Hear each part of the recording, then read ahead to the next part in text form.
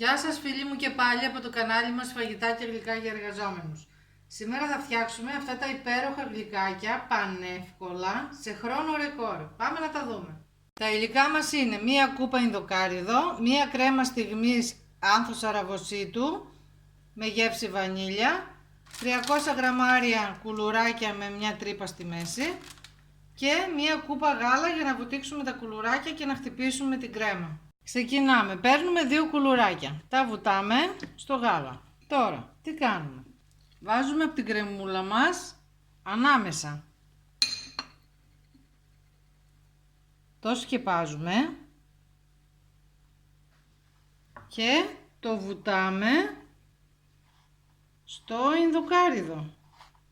Γύρω γύρω.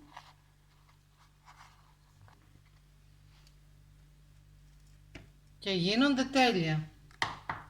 Έτοιμα τα γλυκάκια μας, τα έχουμε βάλει στο ψυγείο για 3 ώρες πριν τα δοκιμάσουμε. Αλλά τα διατηρείτε στο ψυγείο. Για να δούμε. Είναι γευστικότατα, υπέροχα, απίθανα. Φτιάξτε τα οπωσδήποτε. Φιλιά πολλά, ραντεβού την άλλη εβδομάδα. Γεια σας!